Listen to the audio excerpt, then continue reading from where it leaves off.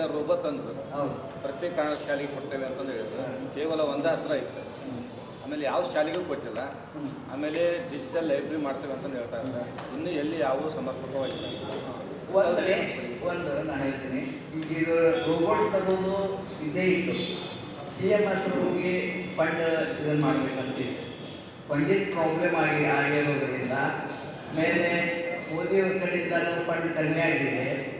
ಆ ಇದರಲ್ಲಿ ಎಲ್ಲನೂ ತುಂಬಿಕೊಂಡು ಹೋಗೋದು ಕಷ್ಟ ಆಗಿರೋದ್ರಿಂದ ರೋಬೋಟ್ ಬಂದು ನಿಂತಿದೆ.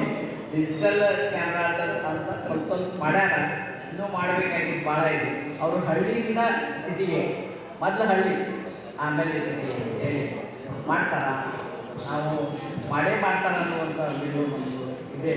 ನಿರುದ್ಯೋಗ ಮುಕ್ತ ಮಾಡಿರ್ತಾರೆ, ಮೊನ್ನೆ ಉದ್ಯೋಗ ಇದನ್ನು ಮಾಡಿದ್ರು. ಎಷ್ಟು ಇದು ಜನಗಳು ನಿರುದ್ಯೋಗಿಗಳು ಉದ್ಯೋಗ ಕೊಟ್ಟಿದ್ದಾರೆ ಮಾಹಿತಿ ಏನಾರ ಕೊಟ್ಟಾರೆ, ಉದ್ಯೋಗ ಕೊಟ್ಟಾರೆ, ಸಾಕಷ್ಟು ಉದ್ಯೋಗ ಕೊಟ್ಟಾರೆ. ಈಗ ನಾನು ಪ್ರಕಾಶ್ ಎಲ್ಲರೂ ಕೂಡಿ 4,000 ಹೆಣ್ಮಕ್ಳಿಗೆ ಉದ್ಯೋಗ ಕೊಟ್ಟೇವೆ.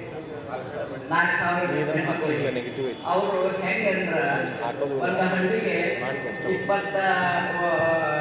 ಹಳ್ಳಿ ಆಯ್ಕೆ ಮಾಡ್ಕೊಂಡಿದ್ವಿ. ಅತಿ ಪಟ್ಟಣದೊಳಗಿರುವಂಥ 20 ಹಳ್ಳಿಯನ್ನು ತೊಗೊಂಡ್ವಿ.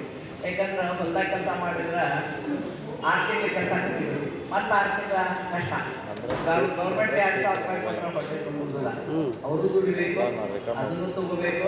ಅದಕ್ಕೆ ನಾವೆಲ್ಲರೂ 4,000 ಹೆಣ್ಮಕ್ಳನ್ನ ಫುಡ್ ಪ್ರೊಸೆಸಿಂಗ್ ಯೂನಿಟ್ ಅಂತ ಮಾಡ್ಕೊಂಡು ಅವರು ಒಂದು ತಿಂಗಳಿಗೆ 70,000 ರಿಂದ 80,000 ರೂಪಾಯಿ ದುಡಿತಾರೆ. ಏನು ಮಾಡ್ತಾರೆ ಅಂದ್ರೆ 1,023 ಐಟಮ್ಸ್ ಮಾಡ್ಕೊಂಡ್ಬರ್ತಾರೆ.